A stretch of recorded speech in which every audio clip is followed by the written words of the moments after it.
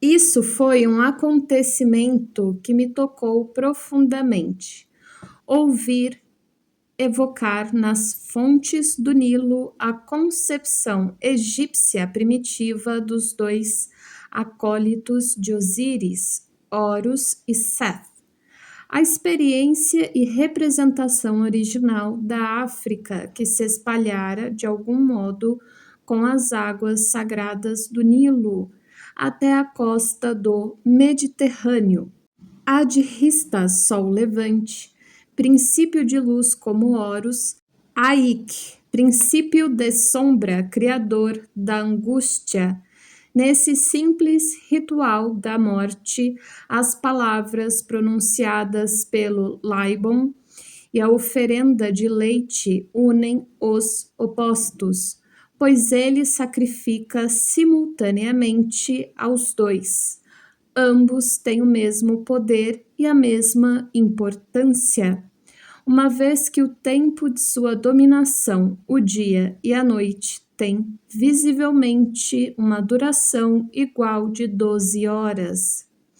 O importante, porém, é o momento em que, com uma rapidez equatorial, o primeiro raio de luz surge como um projétil da obscuridade. A noite recua e cede lugar à lua cheia de vida. A aurora nessa latitude era um acontecimento que sempre me subjugava. Era menos o jorrar em si mesmo magnífico dos primeiros raios do que aquilo que se seguia. Logo depois do levante, eu me habituara a ficar sentado sob uma acácia guarda-sol em minha cadeira de campo. Diante de mim, no fundo do pequeno vale, estendia-se uma fita de floresta virgem, de um verde sombrio, quase negro, e mais acima, do outro lado, aparecia a orla do Planalto. Inicialmente, tudo era um violento contraste entre o claro e o escuro. Depois, tudo tomava forma e contorno na luz que enchia todo o vale de uma claridade compacta. Mais acima, o horizonte irradiava uma luz branca. Pouco a pouco a luz acendia, parecendo insinuar-se nos próprios objetos, que se iluminavam por dentro e acabavam por ficar transparentes como vidros de cor, transformando tudo em cristal cintilante. O apelo do pássaro tocador de sino enchia o horizonte. Minha impressão nesses momentos era a de que me achava num templo. Era a hora mais sagrada do dia. Diante desse esplendor, eu experimentava uma admiração insaciável, ou melhor, um êxtase intemporal.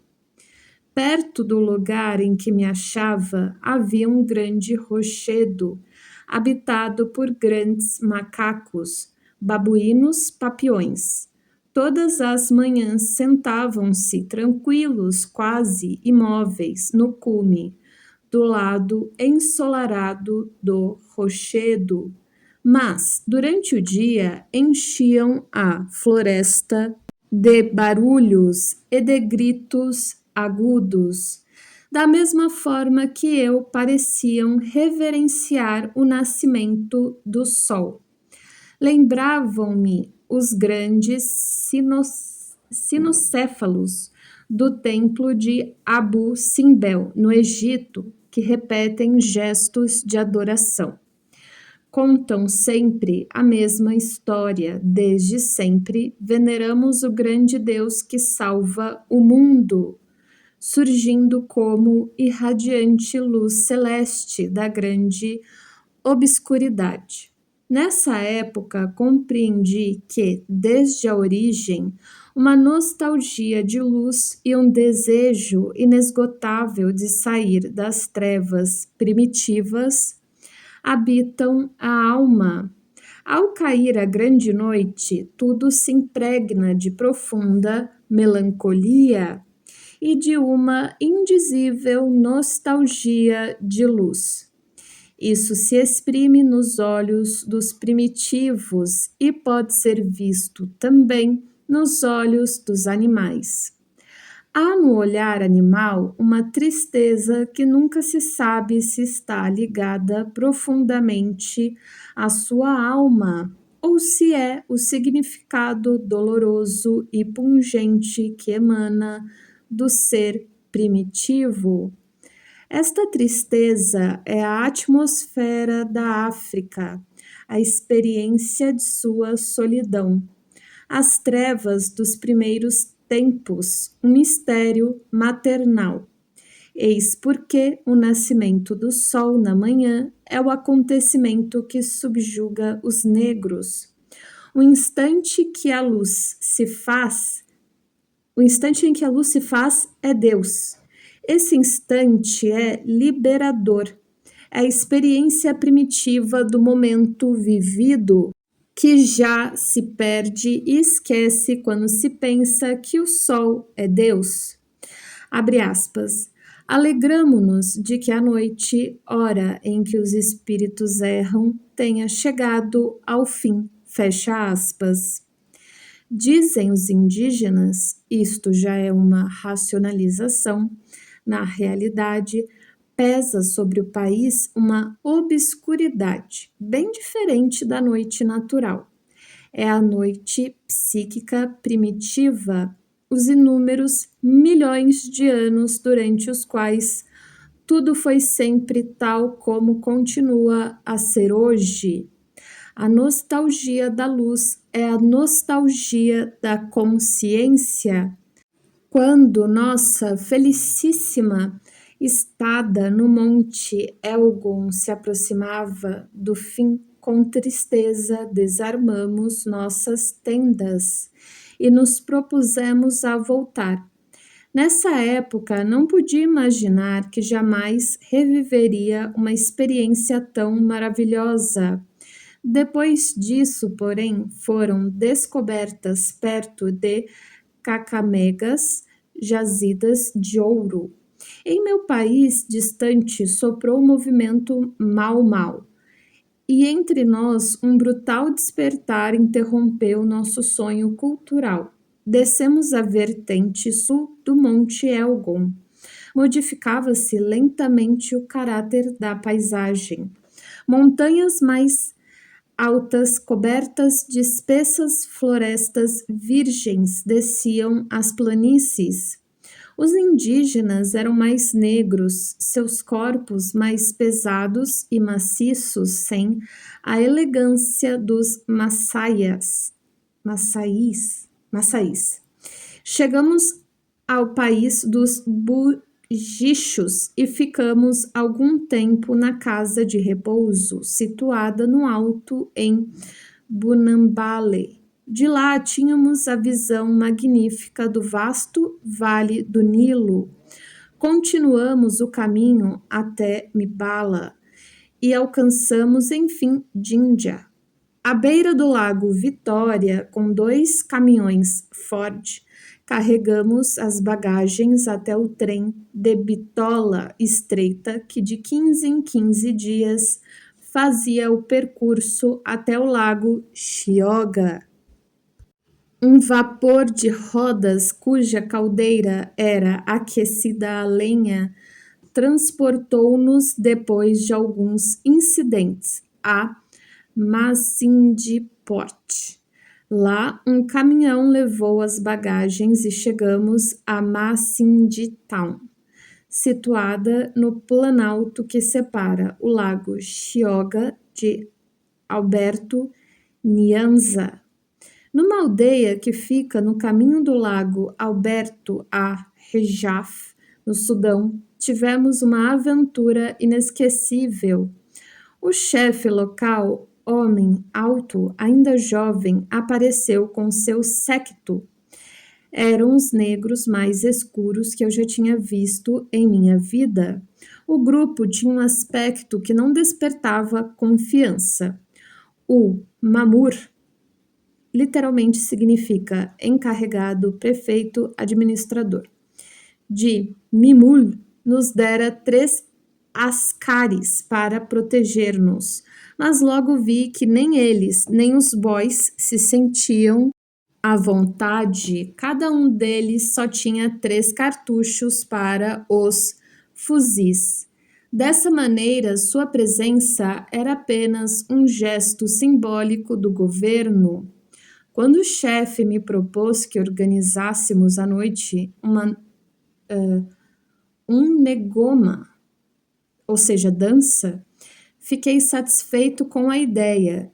Esperava, assim, que ficássemos em melhores termos com a tribo.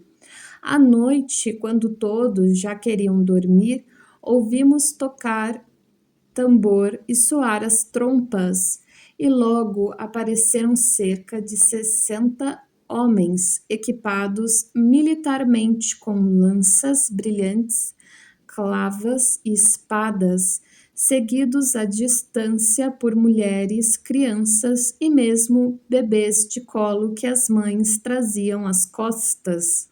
Era evidentemente uma enorme manifestação do clã. Apesar do calor, aproximadamente 34 graus, um fogo imenso foi aceso, em torno do qual as mulheres e as crianças formavam um círculo.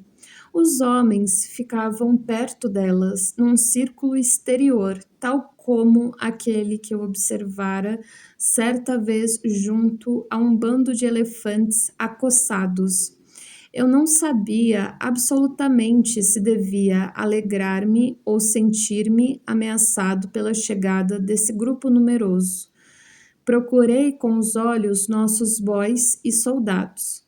Tinham desaparecido sem deixar vestígios à guisa de capitation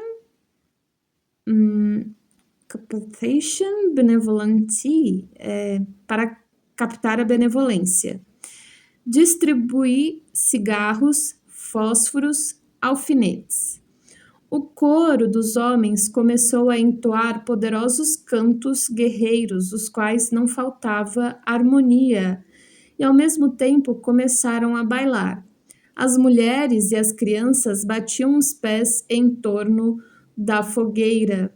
Os homens dançavam brandindo as armas em direção ao fogo e recuavam para avançar de novo, cantando um canto selvagem, com acompanhamento de tambores e ao som de trompas. Era uma cena selvagem e entusiasmadamente banhada pelo brilho do fogo e pela claridade mágica da lua. Meu amigo e eu saltamos para misturar-nos aos dançarinos. Dançando, eu brandia a única arma que possuía, um chicote de rinoceronte. Nos rostos radiantes pude ver que nossa participação era apreciada.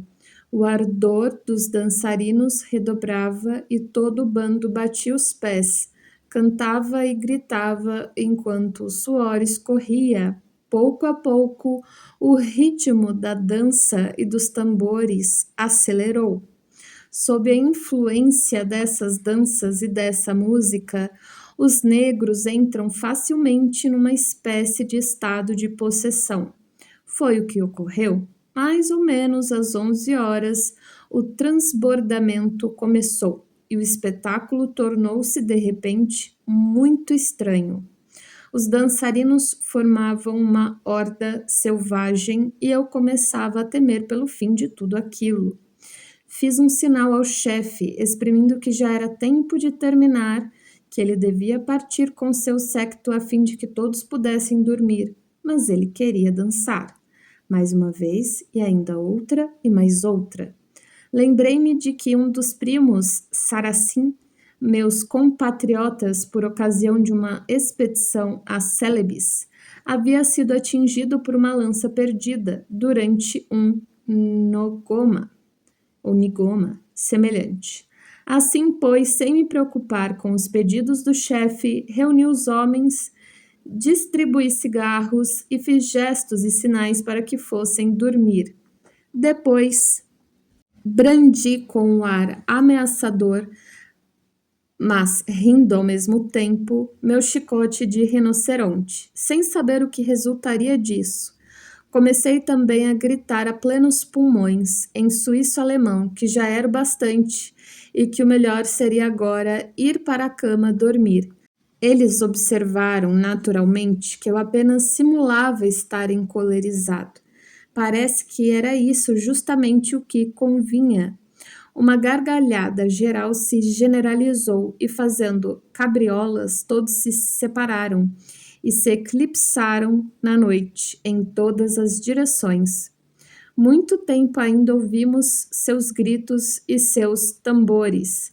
Finalmente fez-se silêncio e, esgotados, mergulhamos no sono. Em Rajaf, à beira do Nilo, terminou nossa expedição. Acomodamo-nos num vapor de rodas que, devido à baixa das águas, pudesse chegar em Rajaf. Sentia-me ainda acumulado por toda aquela riqueza que me fora dado viver. Era assaltado por 1000 pensamentos e constatava com uma dolorosa lucidez que minha aptidão para assimilar novas impressões e abarcar o mar sem praias de meus pensamentos chegava rapidamente ao fim.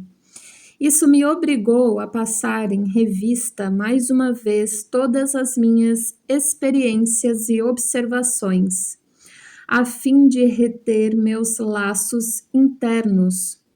Havia tomado nota de tudo o que merecia ser anotado. Durante toda a viagem, meus sonhos haviam conservado com obstinação a tática de negar a África, tomando como ilustrações cenas do meu país. Davam assim a impressão de que consideravam a viagem à África não como algo real, mas como um ato sintomático ou simbólico. Se é lícito personificar a tal ponto os processos inconscientes. Esta hipótese se impôs uma vez que os acontecimentos mais impressionantes da viagem pareciam intencionalmente excluídos de meus sonhos. Durante toda a viagem, só uma vez sonhei com um negro. Seu rosto me parecia singularmente conhecido, mas precisei refletir muito tempo antes de descobrir onde o havia encontrado. Lembrei-me finalmente de que era o meu barbeiro de Chattanooga, no Tennessee, um negro americano. No sonho, ele segurava perto de minha cabeça um ferro bem quente de frisar, a fim de que meus cabelos ficassem kinky. Queria que eu ficasse com os cabelos crespos de negro. Eu já sentia queimadura dolorosa no momento em que despertei angustiado. Considerei esse sonho uma advertência do inconsciente. No fundo, não estaria dizendo que tudo que era primitivo constituía um perigo para mim? Nessa época estava mais perto do que nunca do Going Black. Eu sofria de um ataque de sandfly fever, sem dúvida. Diminuir a minha resistência psíquica para representar um negro ameaçador fora necessário, deixando de lado o presente, mobilizar uma lembrança de 12 anos atrás, a do meu cabeleireiro negro da América. O estranho comportamento de meus sonhos corresponde, por outro lado, a um fenômeno já observado no curso da Primeira Guerra Mundial. Os soldados em luta sonhavam muito menos com a guerra do que com suas casas. Os psiquiatras militares admitiram por princípio retirar um homem do fronte se começasse a sonhar com muitas cenas de guerra, o que significaria não ter ele qualquer defesa psíquica contra as impressões vindas do exterior. Paralelamente aos acontecimentos do exigente meio africano, uma linha interior foi conservada e realizada com sucesso em meus sonhos. Ela dizia respeito aos meus problemas mais pessoais. A única conclusão que pude tirar foi esta: deveria conservar intacta em qualquer circunstância minha personalidade europeia. A perplexidade que tudo isso gerou fez nascer em mim a desconfiança de que empreendera a aventura africana com a secreta intenção de desembaraçar-me da Europa e de meus problemas, mesmo com o risco de permanecer na África como tantos outros antes de mim. A viagem pareceu-me ser menos um estudo de psicologia primitiva, Judicial Psychological Expedition, BP, letras impressas em negro no boxes, do que a tentativa de responder à perturbadora questão pessoal. O que vai acontecer ao psicólogo Jung in the Wilds of Africa? Pergunta a qual procurava sempre fugir, apesar do projeto intelectual de examinar a reação de um europeu às condições de vida do mundo primitivo. Fiquei, portanto, muito admirado ao descobrir que não se tratava tanto de um estudo científico objetivo, mas de um problema pessoal agudo, ligado a muitos pontos dolorosos de minha própria psicologia. Precisei confessar que não era propriamente a Wembley Exhibition que fizera amadurecer em mim a decisão de fazer essa viagem, mas o fato de que a atmosfera da Europa estava ficando quase irrespirável para mim. Enquanto esses pensamentos me agitavam, deslizava sobre as águas tranquilas do Nilo em direção ao norte, rumo à Europa, ao futuro. A viagem terminou em Khartoum. Lá começa o Egito. Dessa forma, realizei o desejo e o projeto de aproximar-me dessa civilização, não vindo do oeste da Europa ou da Grécia, mas do sul, do lado das fontes do Nilo, mais do que pela influência complexa da Ásia. Eu estava interessado pela influência amítica na civilização egípcia. Esperara me instruir sobre isso, seguindo o curso geográfico do Nilo e também o do tempo. A maior revelação que tive a respeito foi o episódio concernente a Horus entre os Elgones, tão claramente evocado pelo gesto de veneração dos babuínos de Abu Simbel na porta sul do Egito. O mito de Horus é a história da luz divina que acaba de nascer. Esse mito foi expresso depois da saída das trevas originais dos tempos pré-históricos, mediante a revelação pela primeira vez da salvação do homem pela cultura, isto é, pela consciência. Assim, a viagem do interior da África para o Egito tornou-se para mim como que o drama do nascimento da luz, estreitamente ligado a mim mesmo e à minha psicologia. Isto me trouxe um grande esclarecimento, mas não era aquele o momento de exprimi-lo em palavras. Não sabia de antemão o que a África me traria, mas ela detinha a resposta e a experiência satisfatória. Isso tinha mais valor para mim do que toda a coletânea etnológica, armas, adornos, cerâmicas, troféus de caça. Precisava saber qual seria a ação da África sobre mim e soube.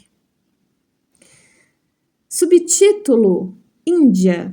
Minha viagem à Índia, 1938, não ocorreu apenas por minha iniciativa. Eu a devo ao governo inglês da Índia, que me convidou para assistir às festividades do 25º Jubileu da Universidade de Calcutá. Legenda: em 2 estudos, The Dreamlike World of India e What India Can Teach Us, Jung relata a impressão de sua viagem. Tais relatos foram publicados logo depois de seu regresso na revista Ásia, Nova York, janeiro e fevereiro de 1939. Retornando ao texto. Já lera bastante sobre a filosofia indiana e me aprofundara na história religiosa desse país. Estava profundamente convencido do valor da sabedoria oriental. Essa viagem significava, pois, uma excelente ocasião para tirar minhas próprias conclusões. Dessa forma, voltei-me para mim mesmo como um homúnculo em sua retorta. A Índia me aflorou como um sonho, pois estava à minha procura e continuava a procurar-me, isto é, procurava minha própria verdade. Essa viagem foi, portanto, um intervalo durante o período de meu intenso trabalho sobre a filosofia alquimista.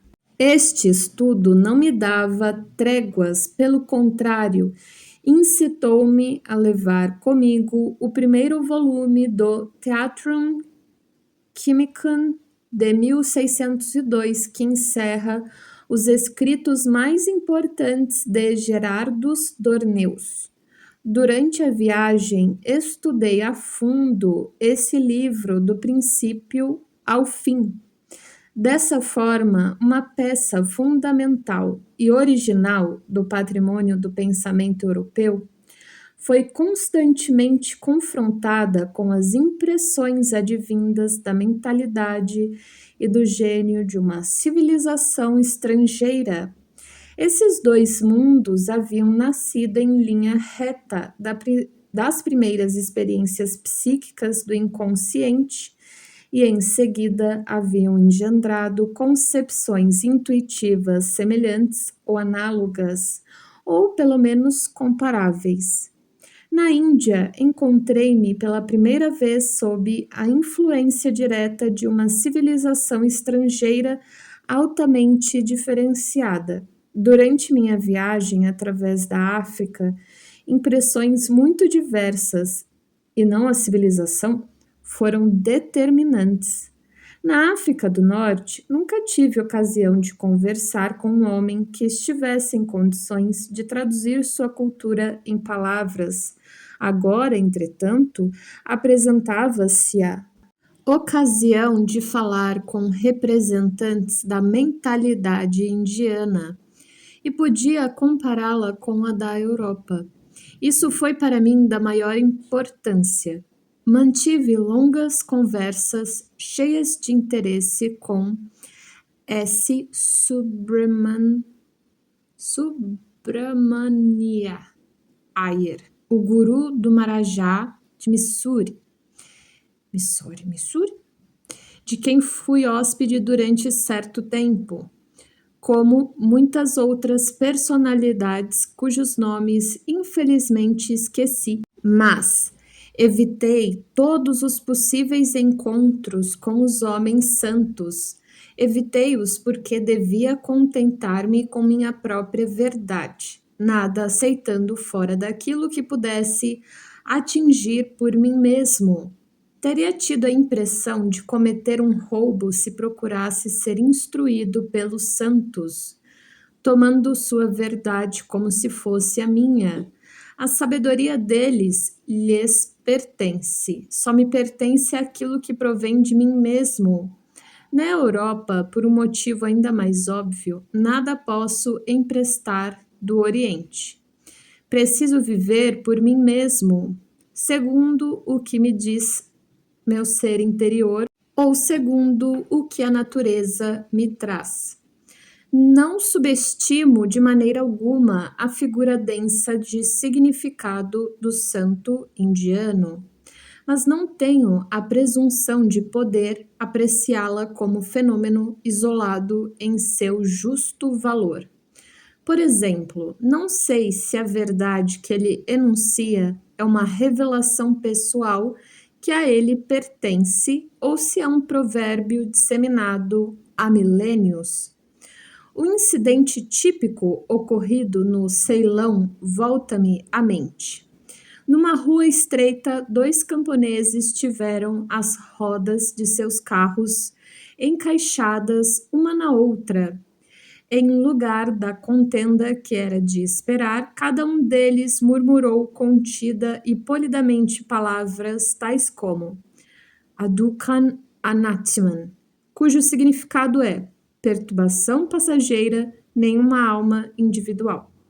Será essa atitude única, tipicamente hindu? Na Índia, o que me preocupou acima de tudo foi o problema da natureza psicológica do mal. Fiquei profundamente impressionado com a forma como esse problema se integra na vida do espírito indiano e, através desta constatação, adquiri uma nova concepção. Analogamente, conversando com os chineses cultos, sempre fiquei impressionado em ver que era possível integrar aquilo que é considerado mal, sem por isso passar vergonha. Entre nós, no Ocidente, não ocorre o mesmo. Para um oriental, o problema moral não parece ocupar o primeiro plano, tal como ocorre conosco. Para ele, pertinentemente, o bem e o mal são integrados na natureza e, em suma, são apenas diferenças de grau de um único, o mesmo fenômeno. Espantava-me o fato de que a espiritualidade indiana contivesse tanto bem como mal. O cristão aspira pelo bem e sucumbe ao mal. O indiano, pelo contrário, sente-se fora do bem e do mal, ou procura obter esse estado pela meditação ou a yoga. Nesse ponto, no entanto, é que surge minha objeção. Numa tal atitude, nem o bem nem o mal têm contornos próprios, e isso leva a uma certa inércia. Ninguém acredita verdadeiramente no mal, ninguém acredita verdadeiramente no bem. Bem ou mal significam, no máximo, o que é o meu bem ou o meu mal, isto é, o que me parece ser bem ou mal. Poder-se dizer, paradoxalmente, que a espiritualidade indiana é desprovida tanto do mal como do bem, ou ainda que se acha de tal forma oprimida pelos contrários, que precisa a qualquer custo do Nirjivandva, isto é, da liberação dos contrastes e das 10.000 coisas. A meta do indiano não é atingir a perfeição moral, mas sim o estado de Nirjivandva. Quer livrar-se da natureza e, por conseguinte, atingir pela meditação o estado sem imagens, o estado do vazio. Eu, pelo contrário, tendo a manter-me na contemplação viva da natureza e das imagens psíquicas. Não quero desembaraçar-me nem dos homens, nem de mim mesmo, nem da natureza, pois tudo isso representa, a meus olhos, uma indescritível maravilha. A natureza, a alma e a vida me aparecem como uma expansão do divino. O que mais poderia desejar para mim? O sentido supremo do ser consiste no fato de que isto é, e não o fato de que isso não é ou não é mais. Para mim não há liberação a tout prix. Não poderia desembaraçar-me de algo que não possuo, que não fiz, nem vivi. Uma liberação real só é possível se fiz o que poderia fazer, se me entreguei totalmente a isso. ou se tomei totalmente parte nisso.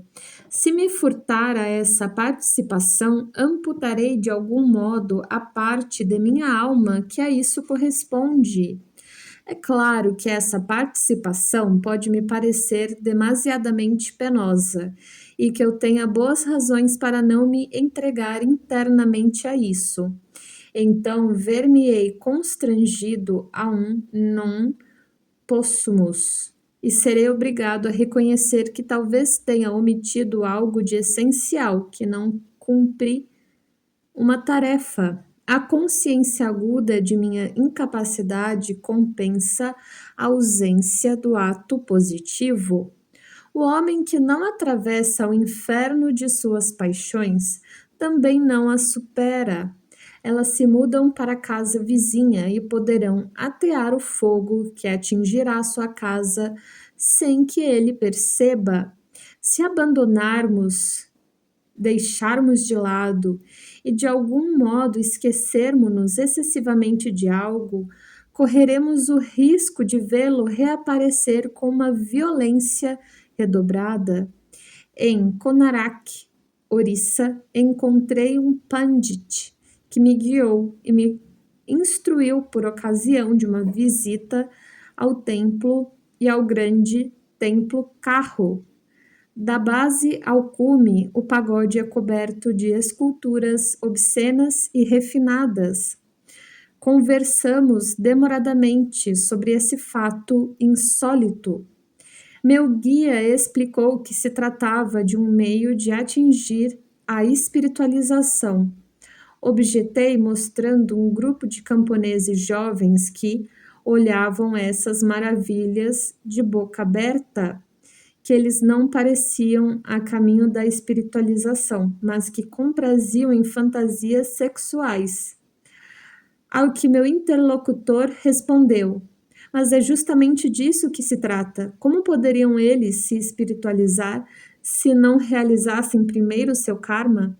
As imagens obscenas aí estão para lembrar-lhes seu karma, lei. De outro modo, esses inconscientes poderiam esquecê-los. Achei bizarro que ele acreditasse que tais jovens, como animais fora do cio, pudessem esquecer sua sexualidade.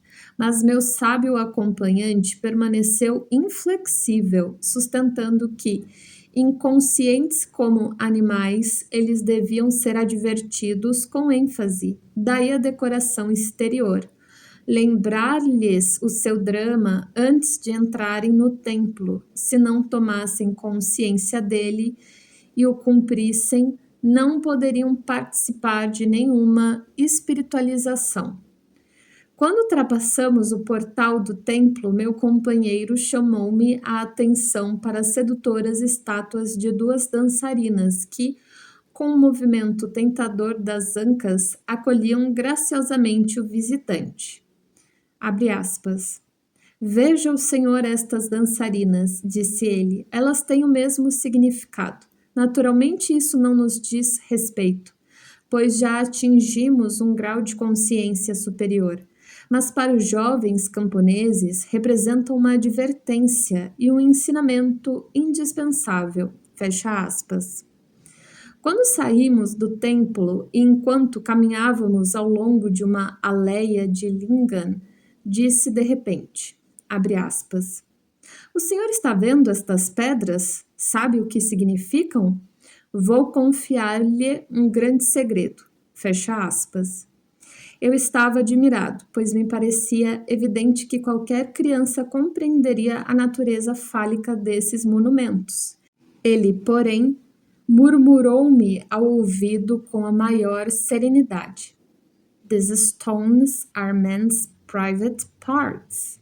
Eu esperava que ele dissesse que as pedras representavam o grande deus Shiva. Olhei-o boquiaberto, mas ele abanou gravemente a cabeça como se quisesse dizer: sim, é isso mesmo.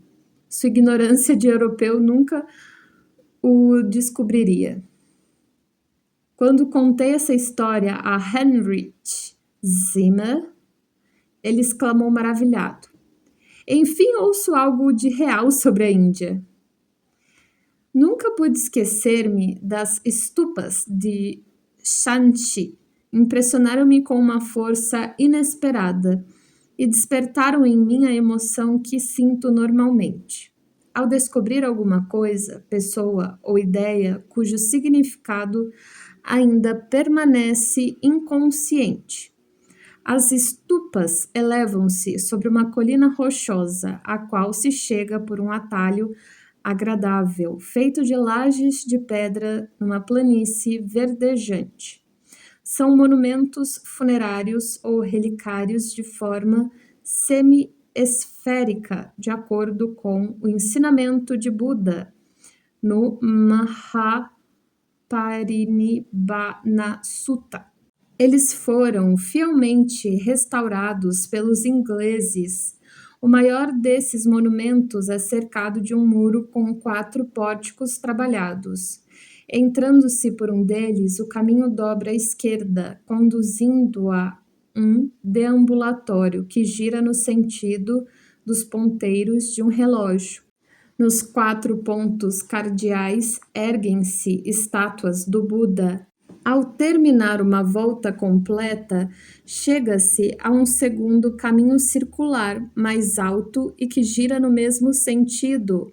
O vasto panorama que domina a planície, as próprias stupas, as ruínas do templo, o silêncio e a solidão deste lugar sagrado formam um conjunto indescritível que me impressionou profundamente. Nunca antes me senti de tal modo fascinado por um lugar. Separei-me de meus companheiros para entregar-me totalmente àquela atmosfera. Depois de algum tempo, ouvi ao longe golpes ritmados de gongos que se aproximavam. Era um grupo de peregrinos japoneses que, em fila, caminhavam batendo num pequeno gongo. Escandiam assim a antiga prece, Om Mani Padme Hum, o golpe do gongo soando nas últimas palavras. Prostraram-se diante das stupas e entraram depois pelo portal. Prostaram-se novamente diante da estátua do Buda e entoaram uma espécie de canto coral. E em seguida deram voltas completas no deambulatório, cantando um hino diante de cada estátua do Buda. Enquanto olhava, meu espírito também os acompanhava, e algo em mim lhes agradecia silenciosamente, do fundo do coração, por terem vindo em ajuda de sentimentos que eu não podia concatenar. Tal comoção indicava que a colina de Shanxi representava para mim algo de central. Lá o budismo revelou-se a mim numa nova realidade. Compreendi a vida do Buda como a realidade do si mesmo que penetrara uma vida pessoal e a reivindicara. Para o Buda, o si mesmo está acima de todos os deuses. Ele representa a ausência da existência humana e do mundo em geral. Enquanto unus mundos, ele engloba tanto o aspecto do ser em si, como aquele que é reconhecido e sem o qual não há mundo. O Buda certamente viu e compreendeu a dignidade cosmogônica da consciência humana. Por isso viu nitidamente que se alguém conseguisse extinguir a luz da consciência, o mundo se afundaria no nada. O mérito imortal de Schopenhauer foi o de ter compreendido ou redescoberto esse fato. Cristo também, como Buda, é uma encarnação do si mesmo, mas num sentido muito diferente. Ambos dominaram o mundo em si mesmos. Buda poder-se-ia dizer mediante uma compreensão racional. O Cristo tornando-se vítima segundo o destino no cristianismo. O principal é sofrer, enquanto que no budismo o mais importante é contemplar e fazer. Um e outro são justos, mas no sentido hindu, o homem mais completo é o Buda. Ele é uma personalidade histórica e, portanto, mais compreensível para o homem. O Cristo é, ao mesmo tempo, homem histórico e Deus, e, por conseguinte, mais dificilmente acessível. No fundo, ele sabia apenas que deveria sacrificar-se tal como lhe fora imposto do fundo de seu ser. Seu sacrifício aconteceu para ele tal como um ato do destino. Buda agiu movido pelo conhecimento, viveu sua vida e morreu em idade avançada.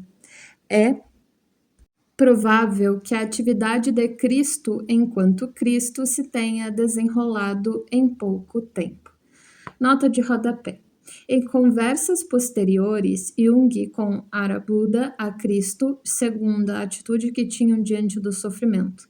Cristo vê o sofrimento um valor positivo, enquanto o ser que sofre é mais humano e real do que Buda. Este se negava ao sofrimento, mas também a alegria, estava além dos sentimentos e das emoções e, portanto, não era realmente humano.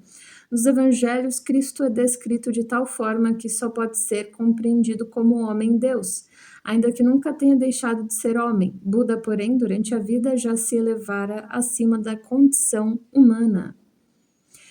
Retornando ao texto, mais tarde produziu-se no budismo a mesma transformação que no cristianismo. Buda tornou-se então a imago da realização do si mesmo, um modelo que se imita, pois, como disse ele, todo indivíduo que vence a cadeia dos nidanas pode tornar-se um iluminado, um Buda.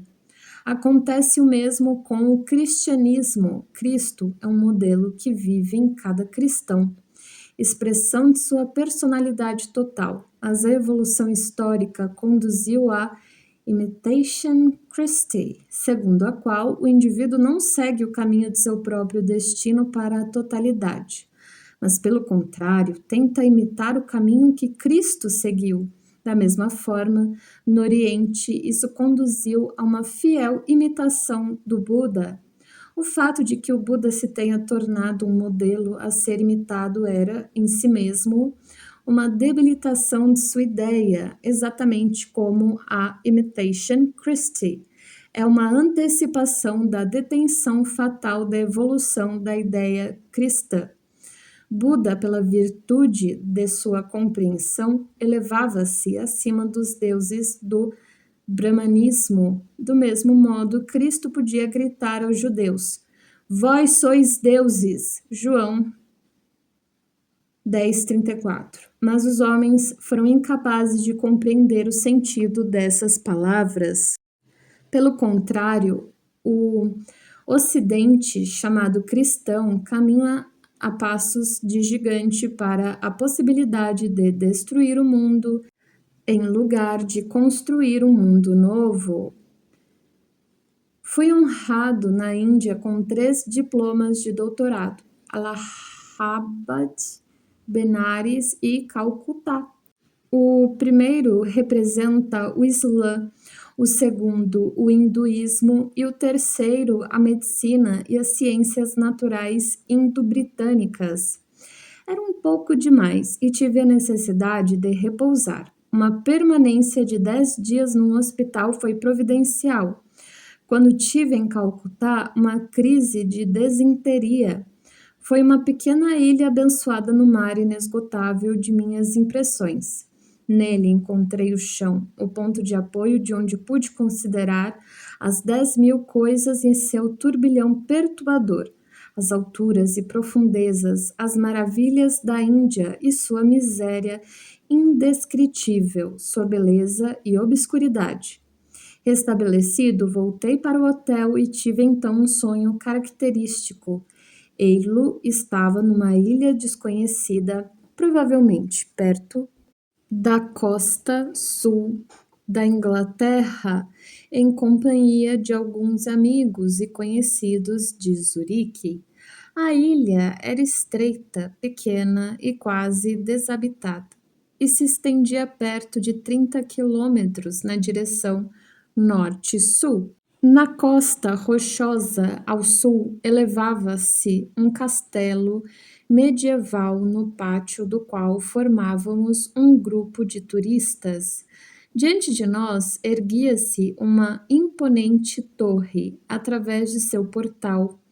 Podia-se ver uma larga escada de pedra e perceber que desembocava numa sala de colunas fracamente iluminadas pela chama das velas. Ouvi dizer que era o castelo do Graal e que à noite haveria uma celebração do Graal.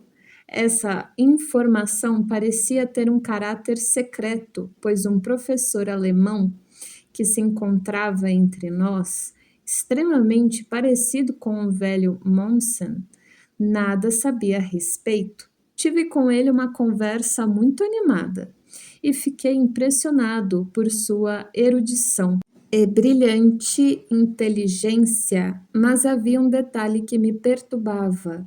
Ele falava sem cessar de um passado morto e expunha sabiamente as relações entre as fontes inglesas e francesas da história do Graal. Aparentemente não tinha consciência do sentido da lenda, nem percebia sua presença viva. O que não acontecia comigo dava a impressão de ignorar também o ambiente imediato e real. Comportava-se como se falasse numa sala de aula diante de estudantes. Procurei inutilmente chamar sua atenção para a situação particular em que estávamos. Ele não via a escada, nem as luzes de festa na sala. Um tanto desamparado, olhei em torno de mim e descobri que me achava contra a parede de uma alta dependência do castelo, cuja parte inferior parecia coberta por uma latada. Não era de madeira, como acontece em geral, mas de ferro negro, artisticamente trabalhado, em forma de vinha com folhas, sarmentos e cachos de uva de 2 em 2 metros nos ramos horizontais. Havia casinhas parecendo pequenos nichos, também de ferro. De repente percebi uma agitação na folhagem. Pensei que fosse um rato, mas logo vi nitidamente um homenzinho encapuçado em ferro, um cuculatus, que passava de uma casinha para outra. Pois bem, disse em voz alta, admirado, dirigindo-me ao professor. O senhor está vendo? Houve um reato no sonho e a cena mudou. Nós nos encontrávamos o mesmo grupo de antes, menos o professor, fora do castelo, num lugar rochoso, sem árvores. Eu sabia que algo ia acontecer, pois o Graal ainda não se achava no castelo e sua festa deveria ser naquela mesma noite. Dizia-se que ele estava ao norte da ilha, escondido numa casinha desabitada, a única que havia lá. Pensei que devíamos ir buscá-lo num pequeno grupo de 6 pessoas. Pusemo-nos a caminho rumo ao norte. Depois de uma caminhada extenuante que durou várias horas, chegamos à parte mais estreita da ilha. Descobri que um braço de mar a dividia em 2 metades. Em sua parte mais estreita, a largura do braço de mar era mais ou menos de 100 metros. O sol se pusera, caía. À noite, fatigados, deitamo-nos no chão. Não havia mais ninguém nesse lugar deserto. Nem árvores, nem moitas, apenas erva e rochedos, sem nenhuma ponte, nenhum barco. O frio era intenso e meus companheiros adormeceram um a um. Refleti sobre o que deveria fazer e cheguei à conclusão de que devia atravessar o canal a nado em busca do Graal. Quando ia me despir, acordei. Mal tinha me livrado da esmagadora multiplicidade das impressões da Índia, e esse sonho essencialmente europeu se manifestou. 10 anos antes, já constatara que na Inglaterra, em muitos lugares, o mito do Graal era ainda bem vivo, apesar de toda a erudição acumulada em torno de suas lendas e poemas. Isso me impressionara ainda mais, porquanto a concordância entre o mito poético e as afirmações da alquimia sobre unum vas, una medicina, unus lapis se tornara evidente para mim. Os mitos esquecidos pelo dia continuavam a ser contados de noite e figuras poderosas que a consciência banaliza e reduz a futilidades ridículas eram revivificadas e reanimadas pelas visões premonitórias dos poetas. Por isso, se bem que, sob outra forma, elas podem ser reconhecidas por um ser que medita, os grandes de outrora não morreram como nós imaginamos, apenas mudaram de nome, de tamanho pequeno, mas grande pelo poder. O cabiro encapuçado entra numa nova casa. O sonho apagou decididamente todas as impressões hindus, intensas como eram. Entreguei-me a preocupações negligenciadas há muito tempo, que interessam ao Ocidente e que outrora se exprimiam pela busca do Santo Graal, assim como pela busca da pedra filosofal. Fui arrebatado ao mundo da Índia e advertido de que ela não era minha tarefa, mas simplesmente uma etapa do caminho, certamente importante, e que devia me aproximar de minha meta. Era como se o sonho me perguntasse: que fazes nas Índias? É melhor que procures para teus semelhantes o cálice da salvação, o Salvator Mundi, de que tens tanta necessidade. Não estás a ponto de demolir tudo o que os séculos construíram? No Ceilão, recolhi as últimas impressões de minha viagem. Já não é mais a Índia, mas o Mar do Sul. Esse país evoca um pouco o paraíso, onde não podemos demorar muito tempo. Colombo é um porto internacional ativo, sobre o qual se precipitam trombas d'água do céu sereno entre as 5 e 6 horas, deixamo-lo para trás a fim de alcançar a colina do interior, onde está Kandy, a velha cidade real, envolta por uma neblina difusa que mantém a vegetação luxuriante em sua morna umidade. O templo de Dalada Maligawa, que conserva a relíquia do dente sagrado de Buda, é pequeno, mas de uma beleza singular. Passei bastante tempo na biblioteca em conversas com os monges e contemplei os textos do cânone budista gravados sobre as folhas de prata. Assisti nesse templo a uma inesquecível cerimônia da tarde. Moços e moças espalhavam grandes braçadas de flores de jasmim diante dos altares, cantando docemente uma prece, um mantra. Pensei que implorassem ao Buda, mas ao monge que me acompanhava explicou: não, o Buda não existe mais, não é possível invocá-lo, pois está no Nirvana. Eles cantam: efêmera como a beleza destas flores é a vida, que meu Deus partilhe comigo o mérito desta oferenda. A legenda: aqui a palavra sânscrita deva, anjo da guarda, é empregada em lugar de Deus. Este canto de jovens é tipicamente hindu. Como prelúdio à cerimônia, houve uma hora de concerto de tambor no mandapam, ou vestíbulos dos templos hindus. Havia 5 tocadores de tambor, um em cada canto da sala quadrada, e o quinto, um belo jovem, no centro. Era o solista, verdadeiramente virtuoso em sua arte. O torso, brilhante e escuro, estava nu. Usava um cinto vermelho, uma choca branca, camisa longa que chega aos pés, um turbante branco. Os braços estavam cobertos de braceletes faiscantes. Colocou-se com seu duplo tambor aos pés do Buda de ouro, a fim de fazer a oferenda da música. Lá, só com belos movimentos do corpo e das mãos, ele tamborilava uma estranha melodia com arte perfeita. Eu ouvia de costas. Ele se mantinha diante da entrada do mandapam, enquadrada de pequenas lâmpadas a óleo.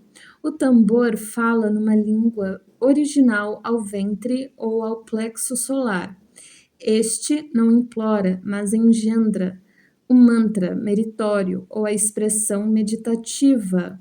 Não se trata, pois, da veneração de um Buda não existente, mas de um dos inúmeros atos de redenção de si mesmo do homem desperto.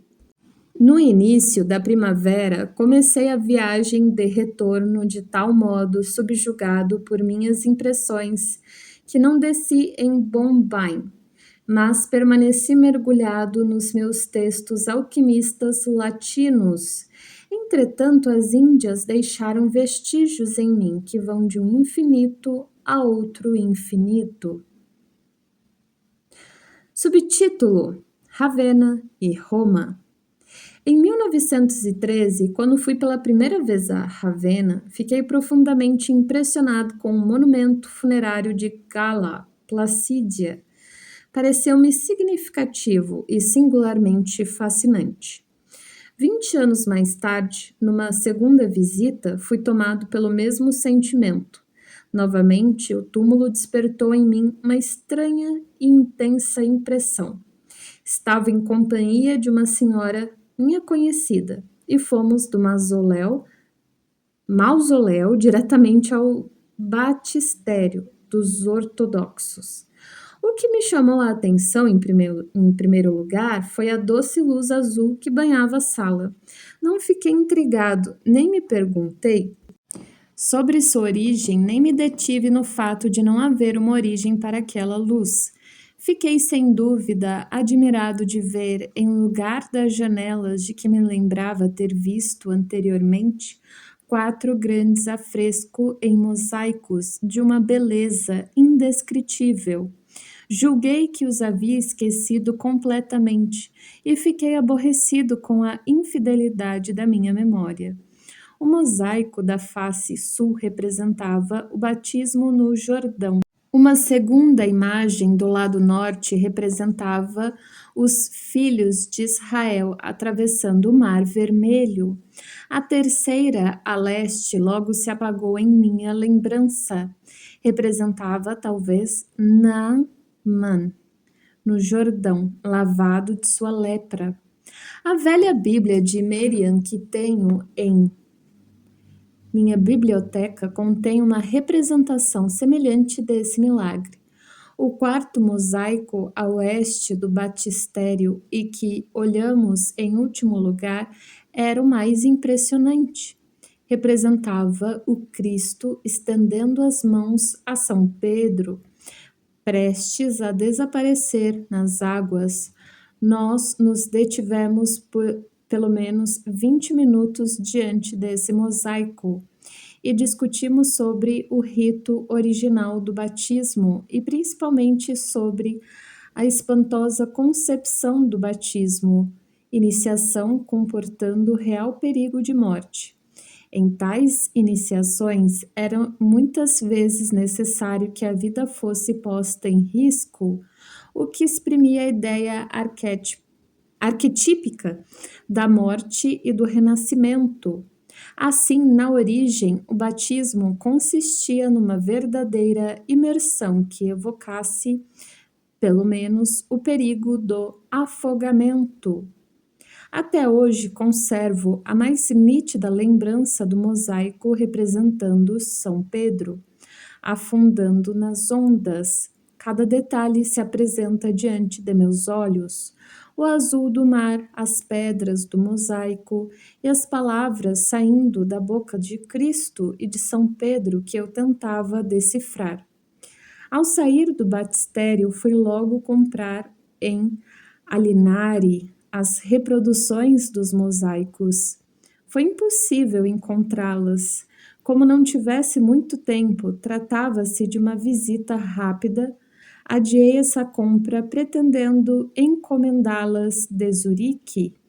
Na volta, pedi a um conhecido que estava embarcando para Ravenna que procurasse as gravuras, mas ele não conseguiu encontrá-las, pois constatou que os mosaicos absolutamente não existiam. Enquanto isso, eu falei num seminário sobre a concepção primeira do batismo como iniciação e mencionei os mosaicos do batistério dos ortodoxos, seminário sobre o Tranta Yoga.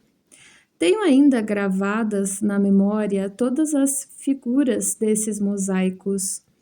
A amiga que me acompanhou recusou-se por muito tempo a acreditar que aquilo que vira com seus próprios olhos não existia. É conhecida a dificuldade que há em determinar em que medida duas pessoas veem no mesmo momento a mesma coisa. Nesse caso, entretanto, pude averiguar suficientemente que ambos vimos basicamente a mesma coisa. Esta experiência de Ravenna é uma das ocorrências mais singulares da minha vida. Impossível explicá-la. Um acontecimento da história da imperatriz Gala Placídia, morta em 1450, pode esclarecer algo.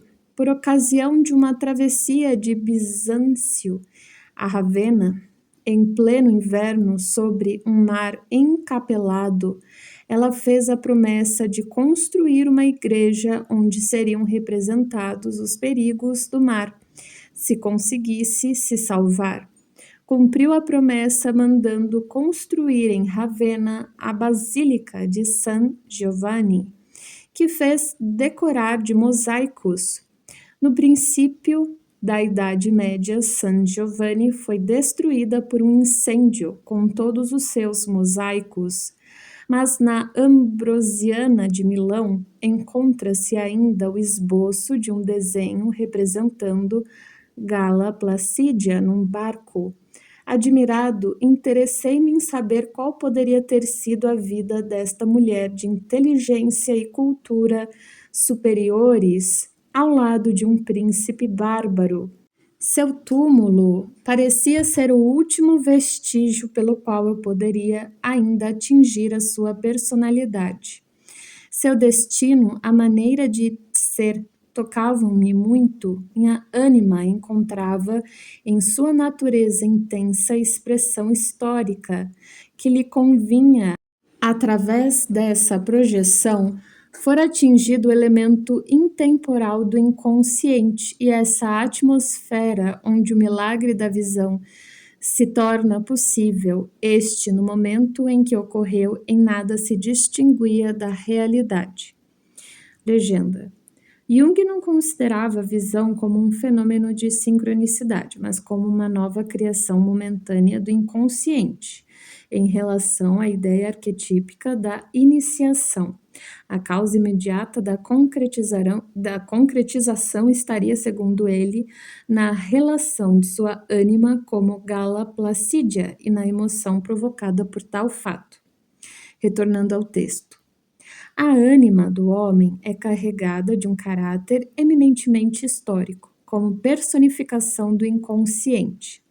É embebida de história e pré-história, encerra os conteúdos do passado e substitui no homem o que ele deveria conhecer de sua pré-história. Toda a vida que foi no passado e que nele ainda vive constitui a ânima.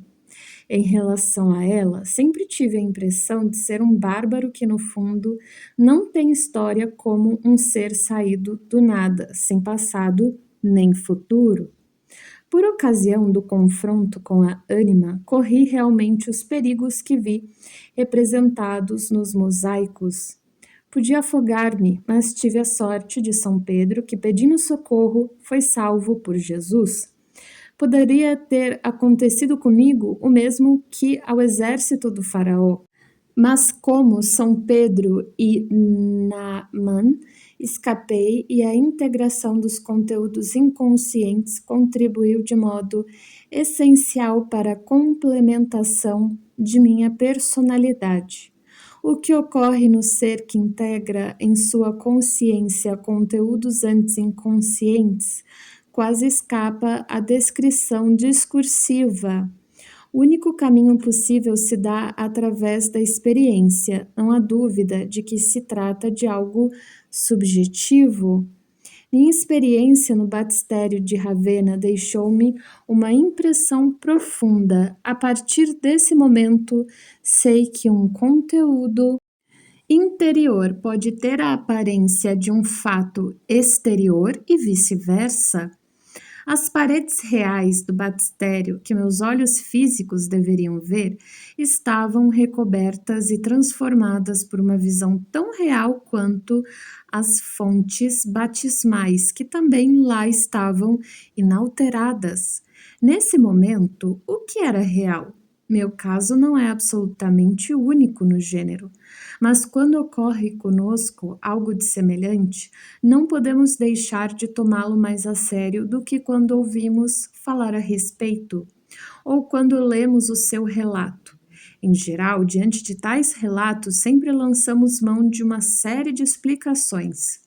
Em todo caso, cheguei à conclusão de que seria preciso observar muito o inconsciente antes de nos determos nesta ou naquela teoria. Viajei muito na minha vida e sempre tive um desejo enorme de ir a Roma, mas não me sentia preparado para a impressão que poderia me causar. Pompeia já fora demasiado, quase ultrapassar a minha capacidade de assimilação. Só a visitei depois que meus estudos de 1910 a 1912 me permitiram penetrar um pouco na psicologia da antiguidade. Em 1912, ia por mar de Genova a Nápoles. Estava no convés do navio quando contornávamos a costa na altura de Roma. Lá atrás ficava Roma, o centro ainda fumegante e ardente das velhas civilizações, encerrado nas raízes entrelaçadas da Idade Média cristã e ocidental.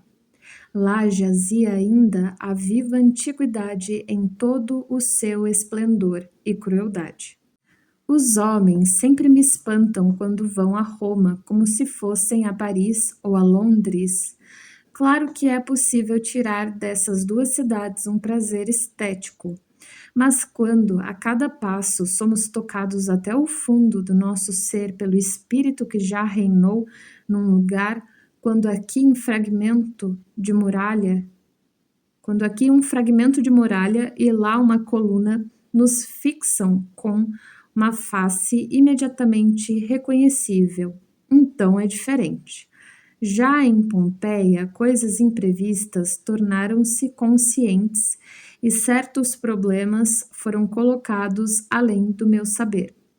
Em 1949, em idade já avançada, querendo retomar esse projeto negligenciado, tive uma síncope na hora de comprar a passagem, e o plano de uma viagem a Roma foi cancelado para sempre. Subtítulo: Visões. No início de 1944, fraturei um pé e logo depois tive um infarte cardíaco. Durante a inconsciência, tive delírios e visões que provavelmente começaram quando, em perigo de morte, administraram-me oxigênio e cânfora. As imagens eram tão violentas que eu próprio concluí que estava prestes a morrer. Disse-me minha enfermeira mais tarde, abre aspas, o senhor estava como que envolvido por um halo luminoso, fecha aspas.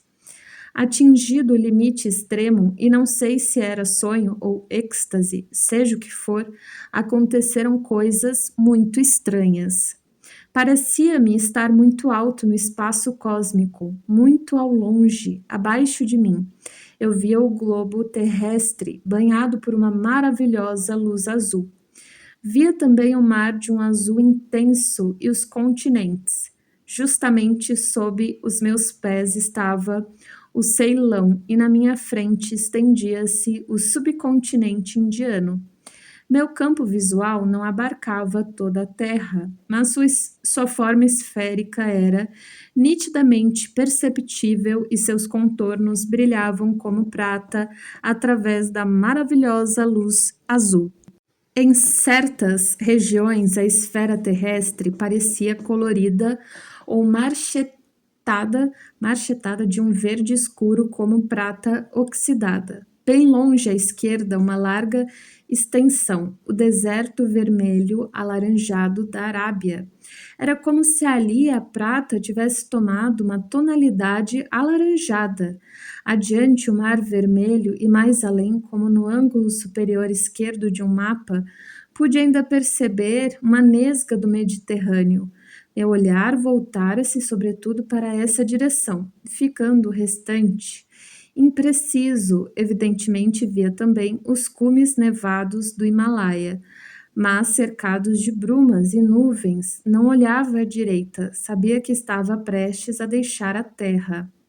Mais tarde, informei-me de que distância dever-se estar da Terra para abarcar tal amplidão. Cerca de 1.500 quilômetros. O espetáculo da Terra, visto dessa altura, foi a experiência mais feérica e maravilhosa da minha vida. Após um momento de contemplação, eu me voltei. Postara-me, por assim dizer, dando as costas ao Oceano Índico, com o rosto voltado para o norte. Parecia-me agora virar em direção ao sul. Algo de novo surgiu no meu campo visual. A pequena distância, percebi no espaço um enorme bloco de pedra, escuro, como um meteorito, quase do tamanho de minha casa, talvez um pouco maior. A pedra flutuava no espaço e eu também.